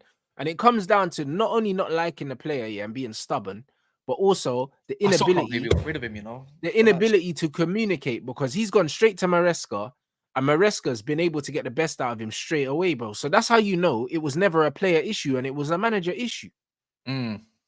That's what it was. Yeah. So this is the thing. He clearly doesn't know how to manage the modern footballer, so he needs to go. Like, this is all it is, bro. Like, with Jose, with a lot of these other men, like Jose. What's Jose's age? Oh, Jose's got to be at 60 now, isn't it? Surely he's been around for about 20 years. He came in when he was like 42 for Port, something like that. Let me check. Because the thing is with Mourinho, yeah, 61. There we go. There you go. So Mourinho 61, yeah, and this is how you know Ten Hag is a donut, because Jose's nearly 10 years older than him, and Jose's man management is a million times better than Ten Hag's. Do you know how bad that is? That's how I know it's not generational, bro. Do you get what I'm saying? Because Van Gaal was an old man, and he was one of our best man managers. He loved the developing youth. He spoke on them. He never threw them under the bus, but he would throw the ones a little bit more. Yeah, the ones that he knew could fucking take it.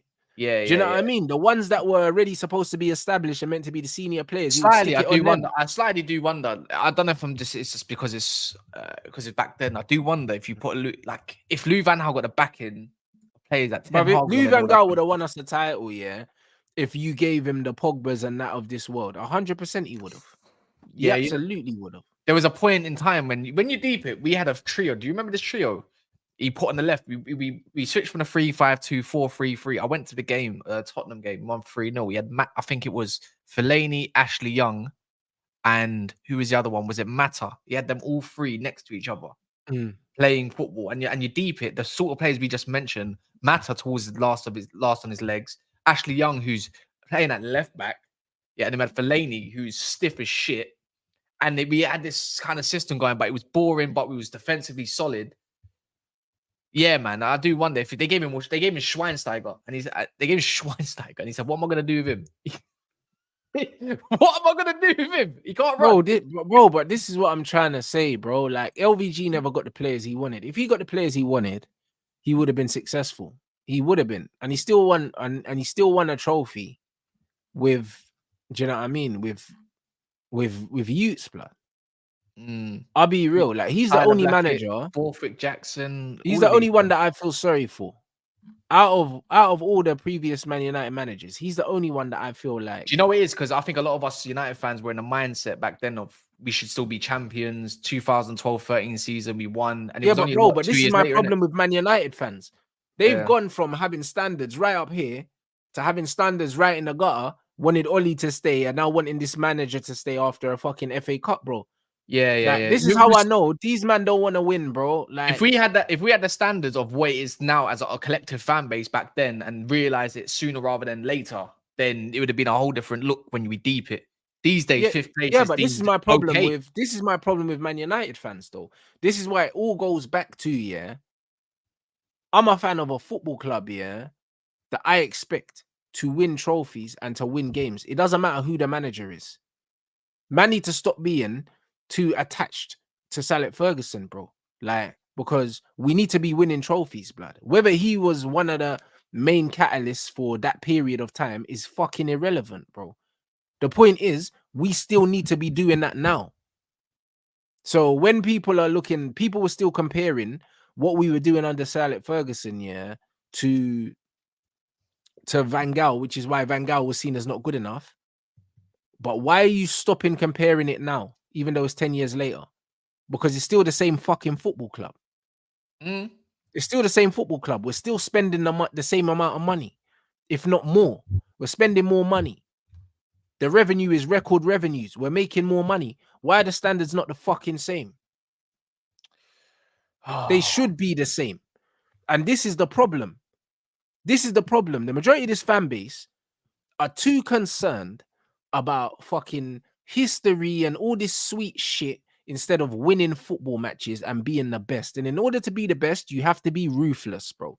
There's no room for sentiment when you want to be the best. You have to be fucking cold. That's how you win. That's how you win. Real Madrid are cold. Do you think Real Madrid give a shit? Carlo Ancelotti's won loads of trophies for them, yeah? If he don't win the league this season, he's getting sacked. I'm telling you that. Yeah, fans are getting annoyed with him already. I can see that. Brother, he's getting sacked. And you know what? They're not going to feel bad about sacking him either. Because he got paid to do his job and you got all the adulation when you were successful. Now you have to go, bro. There's no room for sentiment when you want to be the best, bro. Man United fans are like, oh, but you know what? We like him. I know Ten Hag finished 8th, yeah, but he won a trophy. Oh, bro, fuck off, man. Get out of here. You finished 8th. Do you know what I'm saying? Bruv? That should be more of a reason, I know. Gone, bro. Do you know what I'm saying? Like, he shouldn't still be here. Instead of writing letters to the owners, they should have been writing letters to the owners to pressure them to make sure he don't come back. I agree. And that's it, bro. This I agree. I agree. Have enabled a lot of the shit we've gone through. I agree. That part there, I totally agree on that part. I actually had a rant a little bit about that yesterday. I said this fan base is the reason why this guy's still in the job. They made the decision harder, and Ineos thought they would go with a fan opinion of what they call the wider variety, what the 80% they think they found. Remember the 80 to 20%? I don't know how they found that. Maybe there's a Twitter or there's a poll on some sort of social media that we don't know. But if you made a decision down to a poll, I think it was Manchester Evening News that done the poll. This is what makes it even worse. Yeah, that poll, Manchester Evening News, Man City fans tune into that more. By the way, Lockhurst is a Man City journalist. That whole outlet of football, sports, football especially, is literally a positive pro Man City outlet. They switched from United long ago. I'm telling you now, these men got hoodwinked, and all these United fans, they weren't even United fans. I'm telling you now, man, Lockhurst hates United. He hates United. He don't like us. He always makes rumors about us. He never says anything nice. He's always making up lies. He even hates the United stand. And I know you shouldn't say that here, but it's the United media, and you try to go to war with the United media. And that means media meaning even likes yourselves, Saeed and the rest of them that wants to run up Man United. It's because he hates them, because United content is huge. That's exactly why. He is an absolute knobhead. And I'm telling you now, we got hoodwinked by Man City fans. No, 100%. Man City fans kept him in a job. Hey, listen.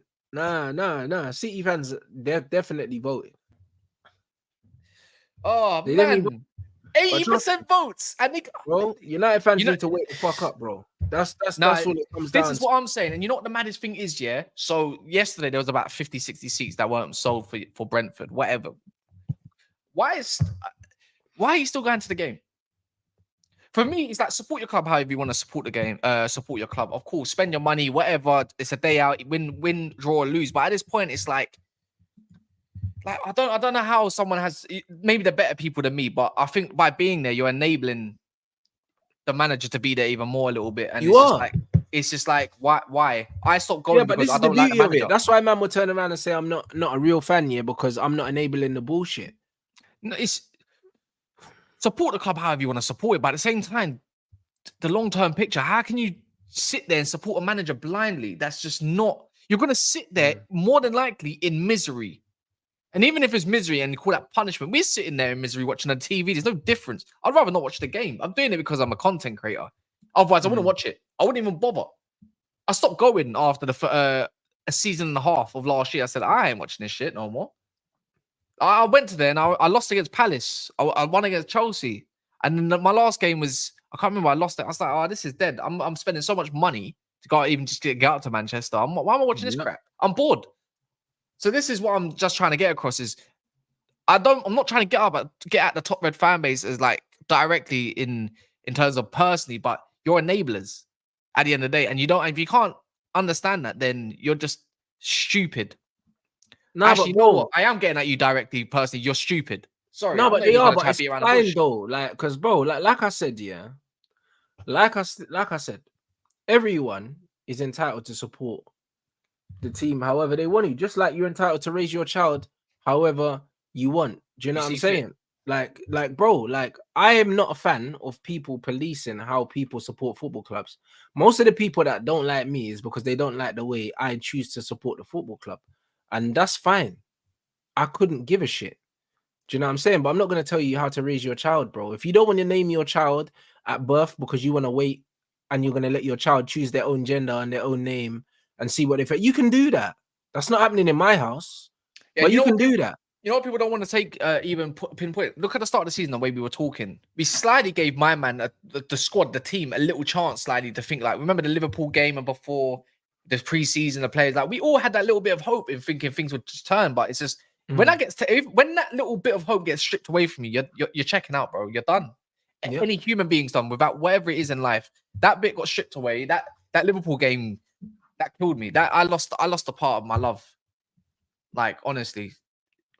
It's not a nice feeling. You all know that it's not a nice feeling either. Yeah, but but they won't say it though. They won't say, oh, but you not like you didn't give Ten Hag a chance. I feel like you did give Ten Hag a slight chance at the start. Don't mean you wanted him, just you gave it a chance to see where it goes. I gave Ten Hag a chance at the start, but you know the difference between me and other people is that once I see something, I can't unsee it.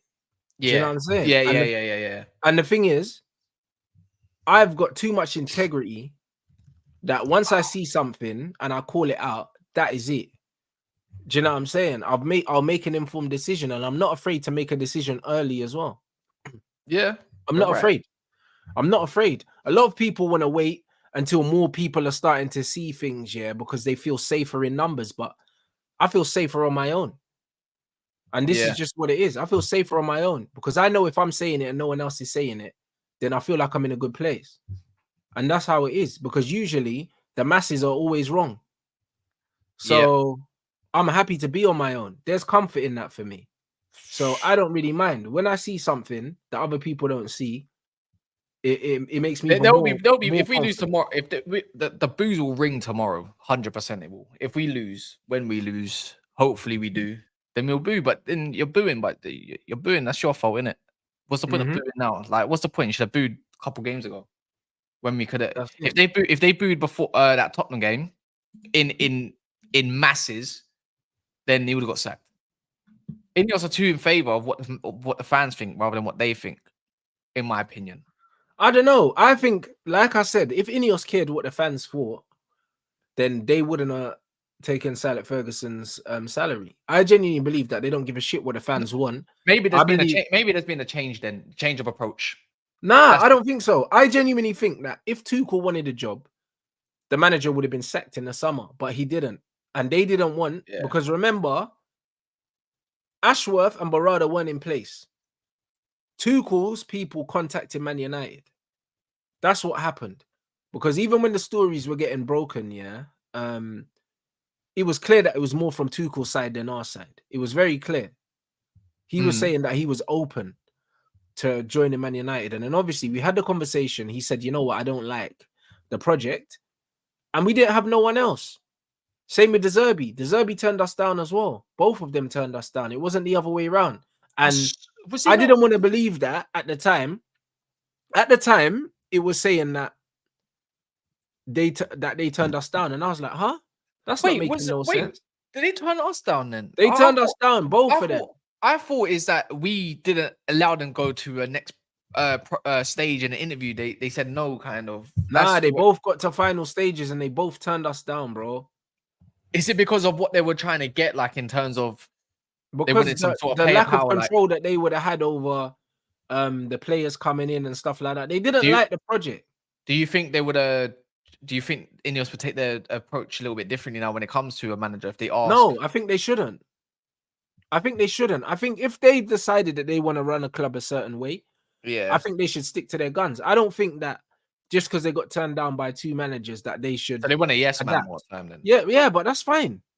Yeah, that's fine. I'd rather they stick to having Jason Wilcox be the guy that signs the profiles of players, gives it to the coach, and the coach play. I have no problem with that. I think a coach always is involved on the players as well. They give them options as well. Just but they give them options. But remember, De Zerbi don't want options. De Zerbi wants to be able to say to a man, "Yo, go get me this player," and they get them. You get what I'm saying? And that's what Ten Hag had. But I don't believe any manager should have that amount of control anymore. That's my opinion. It's Klopp never had that power at Liverpool, and he still won trophies with players he didn't have as his first choice. So until my man left, anyways. Yeah, until Edwards left, and then look at it then. Well, there you go. Because like there were times where, for instance, Klopp wanted to keep a certain player, and Edwards wanted to get rid of them to make money on them. And obviously, Klopp saying, "Nah, I want to keep them." But then, bro, you can't allow Klopp to override the money man, because at the end of the day, we have to sell a player when they're at their most value. Depending on it sounds more like it's a head coach job. It's the same thing what Chelsea did with Maresca, isn't it? Maresca's just there to coach. He's not there to manage the whole situation. Yeah, so we want a head coach. We don't want a manager. And even to a degree, I think City's run like that too. Like Pep Guardiola, ideally he's a coach, but he sits down with them and goes through. Bro, Pep said that he didn't even know who the fuck Doku was when he got him. He didn't know nothing about him. Do you know what I mean? And the thing is, we need a head coach, not a manager. And that's it. Did he actually say that? Did he actually say that? Did he actually say who the hell is this guy? He said that. He said he didn't know nothing about him, and not in a bad way. He just said that he didn't know nothing about him. Fair enough. Not even to this man, but he was like, "I don't know this you." Do you know what I mean? Why would he know him? There's no reason to know Jeremy Doku. Do you get what I mean? So it's just one of them things where that's the way the job's going, and I'm completely okay with that. Do you know what I'm saying? I'm completely okay. Honestly, what's your prediction for tomorrow? I can't see us winning the game. That's what I'll say. I don't know. I don't know what the score is gonna be, but we don't win tomorrow, innit? I think it's a draw or a loss tomorrow. Knowing that Kobe and Ugarte are out as well, like Martinez, I don't know who's available. I think he'll probably start Højlund. So he might not be available as well. Actually, Højlund's injured, isn't he? Again. I'm pretty sure he's injured. I'm not too sure. He might have come back. Let me just double check. He's another one that's going under the radar. This pussy hole's always injured, you know. News.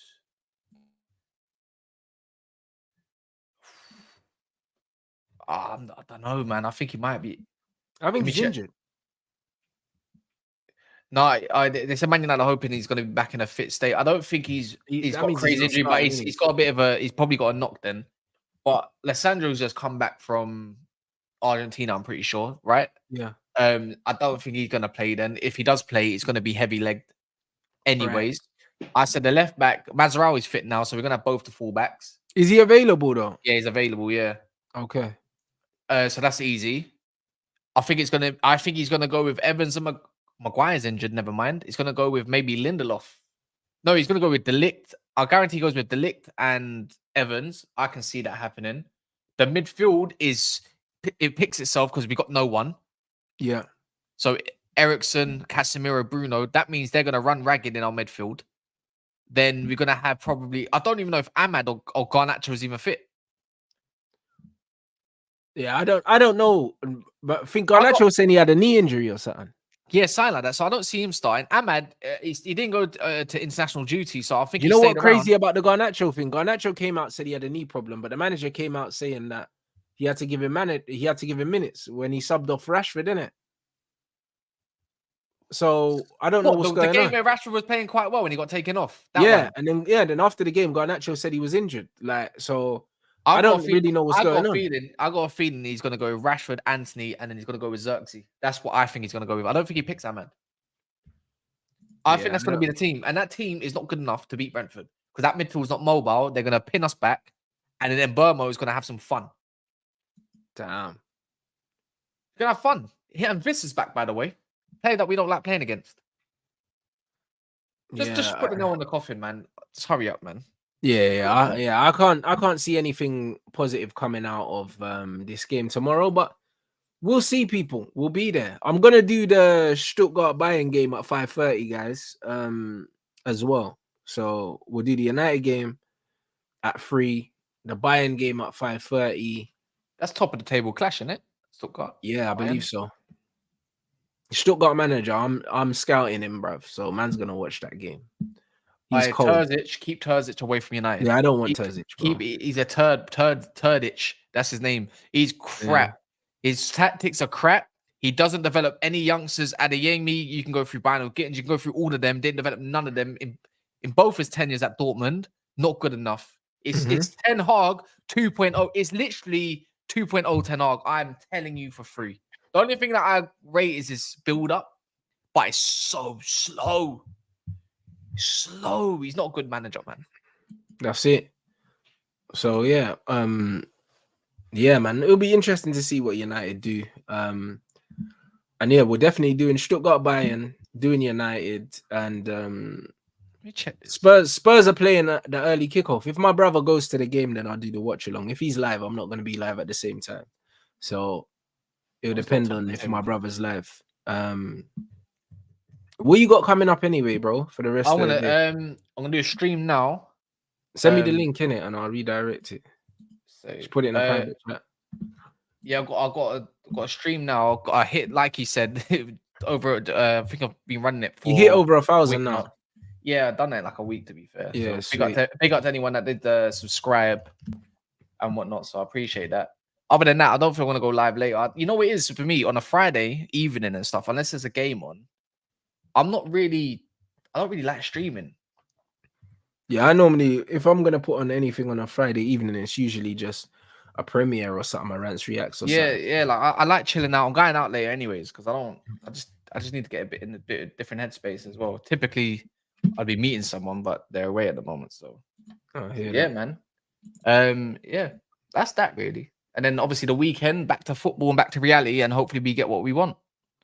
No, I hear it, bro. That's it, man. We just need this manager out of I need a reset. I think we need a reset. Same thing, just for United fan base alone to realize this is the correct decision. This needs to be the one that moves forward, and we can all be happy again, man. 100%. Because I need to cost months. You don't understand. I need to. Oh, bro, listen, his time will come, bro. But I can't lie. Their manager is what our manager was supposed to be. I can't lie. Like that's what Ten Hag was meant to be. You know what Arnie Slot is. So Chelsea, in the mud right Chelsea, now. Please do me something, please. Oh, Chelsea are winning anyway, blood. Like it's calm. I hope so, man. I hope so. Trust me, I'm definitely gonna be there supporting Chelsea for that game, blood. It's gonna be sensational. You get me? So absolutely. So yeah, man. Big up everyone inside. Make sure you smash the likes if you haven't already. We need to hit that 500 target, guys. We're like 40 away. Subscribe to Cass. The link for his new channel is in the title. Let's get that channel monetized ASAP. And yeah, we're redirecting over there now. So yeah, hit a Rants raid in the chat as well, guys, and hit the subscribe button. And I'll see you guys tomorrow.